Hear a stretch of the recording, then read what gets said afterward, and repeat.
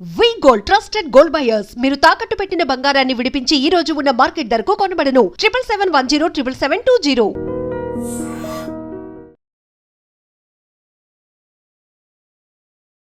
Welcome to iDream media.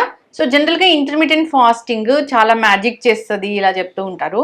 Intermediate fasting అనేది ఏంటి, ఎవరు చేయాలి, నిజంగానే ఇంటర్మీడియట్ ఫాస్టింగ్ చేస్తే అనారోగ్య సమస్యలు తగ్గిపోతాయా? పూర్తి వివరాలు తెలుసుకుందాం. మనతో పాటు ప్రముఖ internal medicine specialist doctor Rajesh Hukkala గారు ఉన్నారు. డాక్టర్ గారు నమస్తే. నమస్తే. అసలు ఏం తినాలి, ఏం తినకూడదు, తిండి తిండి తిండి దీని చుట్టూనే తిరుగుతుంటుంది. తింటారు జబ్బులు వస్తాయి, తింటారు జబ్బులు వస్తాయి. ఒకప్పుడు లేని జబ్బులు మాకు ఎందుకు వస్తున్నాయి డాక్టర్ గారు? సో వాస్తవానికి అందరికీ తెలిసిన అంశం ఏంటంటే ఊబకాయం అనేది పెరుగుతూ వస్తుంది. అయితే జాపనీస్లో ఒక ప్రావర్బ్ ఉంది, ఏంటంటే ఆకలేస్తే తినండి, ఫోర్స్ఫుల్గా తినద్దు. మన మైండ్ సెట్ ఎలా ఉంటుంది అంటే పొద్దున్న తినాలి, మధ్యాహ్నం తినాలి, సాయంత్రం తినాలి. ఇది కరెక్ట్ కాదు. తర్వాత నచ్చింది అనుకోండి, కడుపు నిండే వరకు తినేస్తున్నాం. అలా కాదు, ఆకలి ఉన్నంత వరకు తినండి. మీ ఆకలి తీరిన తర్వాత స్టాప్ చేయండి. ఇది చాలా ఇంపార్టెంట్. ఇది కానీ చేయగలిగితే ఊబకాయం అనేది తగ్గిపోతుంది. సో ఇప్పుడున్న పరిస్థితుల్లో మనం ఎక్కువ హైలీ క్యాలరైజ్డ్ ఫుడ్ తింటున్నాం. క్యాలరీస్ ఎక్కువగా ఉంటున్నాయి మనం తినే ఫుడ్లో. అది తగ్గించుకొని తింటేనే మనకి అధికంగా బాడీలోకి క్యాలరీస్ చేరవు. ఎందుకంటే ఒక్కసారి క్యాలరీస్ చేరితే ఊబకాయంకి దారితీస్తుంది. ఎందుకంటే అది డైరెక్ట్గా ఫ్యాట్కి కన్వర్ట్ అవుతుంది. తర్వాత మనలో వచ్చిన మార్పుల్లో యాక్టివిటీ అనేది జీరో అయిపోయింది. No exercise, abnormal timing of foods, లేట్గా ఫుడ్ తినడం, ఇవన్నీ కూడా కారణాలు. ఊబకాయానికి చాలా రకాలుగా కారణాలు ఉన్నాయి. మరి వీటిని నివారించడం ముఖ్యం. ఎందుకంటే ఊబకాయం వల్ల వివిధ రకాల హెల్త్ రిలేటెడ్ డిసీజెస్ అనేవి వస్తున్నాయి. సో అందుకోసం దీని మీద ఫోకస్ చేయాల్సిన అవసరం అయితే ఉంది. సో మీరు అన్నట్టు ఇప్పుడు ఇంటర్మిటెంట్ ఫాస్టింగ్ అనేది ఒక ఫ్యాషన్ అయిపోయింది. వాస్తవానికి ఇంటర్మిటెంట్ ఫాస్టింగ్ అట్లీస్ట్ నా ప్రకారం చూస్తే రాత్రి ఫుడ్ స్కిప్ చేసి మార్నింగ్ వరకు ఫాస్టింగ్, అంటే మధ్యాహ్నం ఒకసారి తినిన తర్వాత ఏదైనా light snack by 6 o'clock, from 6 o'clock to morning మళ్ళీ 7 o'clock వరకు ఏమి తినకుండా ఉండడం అనేది కరెక్ట్ ప్రక్రియ. సో ఈ 18 hours what ever intermittent fasting rules ఉన్నాయో అవన్నీ ఎవరికి అంటే అధికంగా బరువు ఉన్న వాళ్ళకి, ఎవరికైతే బాడీ మాస్ ఇండెక్స్ ఎక్కువగా ఉంది, దానివల్ల హెల్త్ ఎఫెక్ట్స్ అవుతున్నాయి అనేది, అవి అక్కడ దాని ఉపయోగంగా చూసుకోవాలి. కానీ ప్రతి ఒక్కరూ దాన్ని ఫ్యాషనబుల్ థింగ్గా చేయడం అనేది మంచిది కాదు. ఎప్పుడు నేను బిలీవ్ చేసేది, నేచర్కి అగేన్స్ట్గా వెళ్తే బాడీ సహకరించదు, దాని కారణంగా బాడీ ఎఫెక్ట్ అవుతుంది. నేచర్కి దగ్గరగా ఉండండి, నేచర్ ఏం చెప్తుందో అది చెయ్యండి. సో జనరల్గా మనందరికీ నేర్చుకున్నది ఏంటంటే లైట్ ఉండగానే అన్ని చర్యలు చేయండి. సో మార్నింగ్ లైట్ రాగానే బ్రేక్ఫాస్ట్ చేయండి, ఈవినింగ్ లైట్ తగ్గిపోగానే డిన్నర్ తినేసేయండి. ఇలా చేస్తే ఇది హెల్తీ హ్యాబిట్స్కి దారి తీస్తుంది. ఇది ఎవిడెన్స్, తరతరాలుగా ఇది చెప్తూ వచ్చేది. ఇలా చేసిన దానివల్ల హెల్త్ బెనిఫిట్స్ బెటర్గా ఉంటాయి అనేది నా అభిప్రాయం. చక్కగా చెప్పారు డాక్టర్ గారు. అంటే బ్యాక్ టు రూట్స్, ఒకప్పుడు ఎలా ఉన్నారు అట్లా ఉండండి, జబ్బులు రావు. కరెక్ట్. ఈ డయాబెటిక్ పేషెంట్స్కి ఇంటర్మీడియట్ ఫాస్టింగ్ మంచిదా? అసలు ఇంటర్మీడియట్ ఫాస్టింగ్ అనేది నేను రికమెండ్ చేయనండి. ఎందుకు రికమెండ్ చేయనంటే అగైన్ మన బాడీ ప్రిన్సిపల్స్కి అగేన్స్ట్ అది. బాడీలో కొన్ని రకాల ప్రక్రియలు జరుగుతాయి, ఆ ప్రక్రియలు న్యాచురల్గా వచ్చినవి, దాన్ని అగేన్స్ట్గా చేస్తున్నాం కాబట్టి ఇంటర్మీడియట్ ఫాస్టింగ్ అనేది I don't think I agree.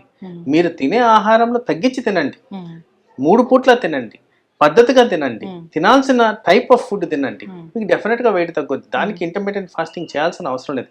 ఎందుకంటే ఇంటర్మీడియట్ ఫాస్టింగ్ కారణంగా కూడా చాలా అనర్థాలు. ఒకటి psychological stress, lack of satisfaction in life. ఎందుకంటే చాలా మంది పేషెంట్లు చెప్తారు, మీరు అద్దినద్దు ఇద్దునద్దంటే మరి మేము వర్క్ చేసేది దేనికి సార్, ఈ డబ్బులు ఎర్న్ చేసేది దేనికి, మాకు సాటిస్ఫాక్షన్ అనేది లేదంట. మరి ఇంటర్మీడియట్ ఫాస్టింగ్ లో కూడా అదే జరుగుద్ది.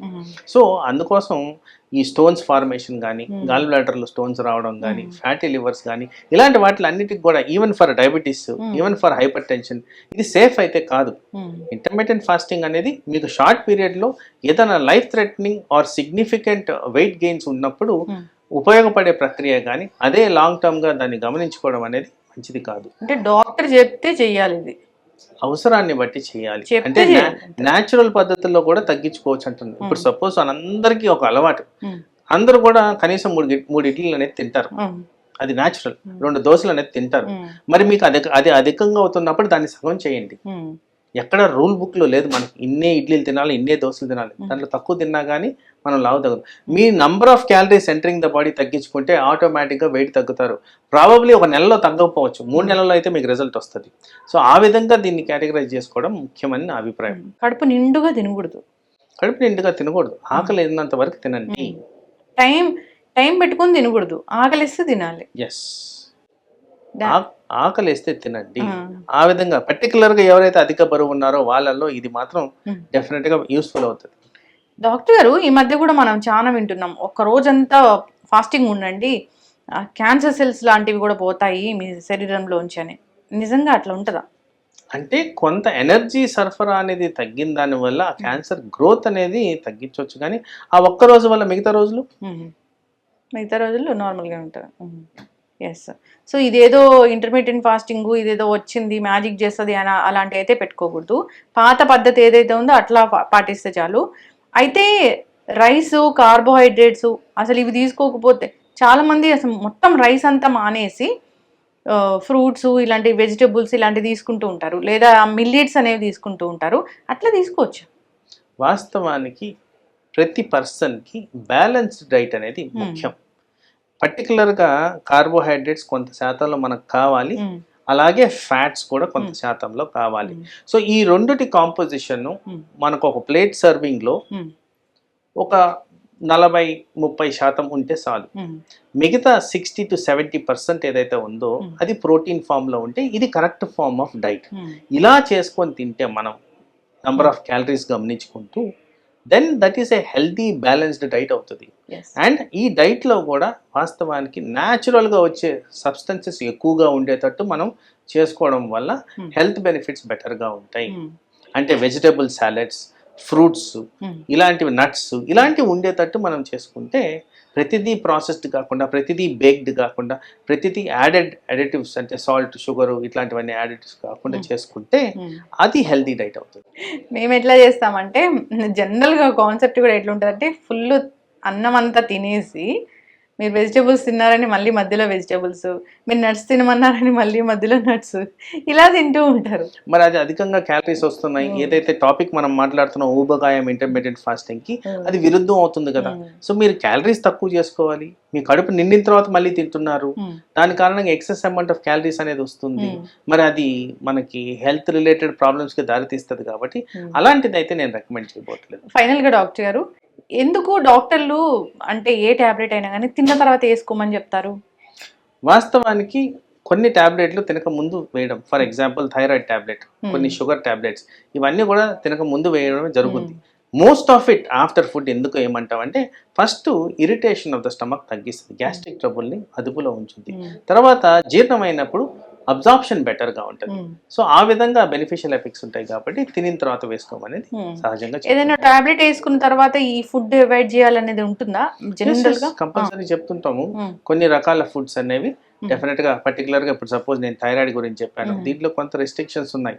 ఏదైతే థైరాయిడ్ అబ్జార్బ్ కాకుండా చేస్తుందో, థైరాయిడ్ కి రిలేటెడ్ కెమికల్స్ రాకుండా చేస్తుందో అవి రెస్ట్రిక్ట్ చేయమని చెప్తాము. క్రూసిఫర్ అసలు తినకూడదు కదా. కరెక్ట్. అంటే దాంట్లో కొంత ఎవిడెన్స్ అయితే ఉంది ఇది థైరాయిడ్ కి అగేన్స్ట్ గా పనిచేస్తాయి. అట్లని చెప్పి అబ్సల్యూట్ గా మానేయమని చెప్పటం, ఫ్రీక్వెన్సీ తగ్గించుకోండి అనేది చెప్తుంటాం. చక్కటి ఇన్ఫర్మేషన్ డాక్టర్ గారు. ఏదైనా కానీ మన పాత పద్ధతులు పాటిస్తే మంచిది. బ్యాలెన్స్డ్ ఫుడ్ అనేది ఉండాలి, మీల్ అనేది ఉండాలి, అది పాటించాలని కోరుకుందాం. మనకి తెలిసింది కదా ఇంటర్మీడియట్ ఫాస్టింగ్ ఎట్లా చేయాలి అనేది చేయకూడదు. సో అందరూ ఫాలో అవ్వాలి. ధన్యవాదాలు డాక్టర్ గారు. And for more videos, Please subscribe to iDream. Please subscribe to iDream. Please subscribe iDream. And please subscribe to iDream. For more videos, subscribe to iDream.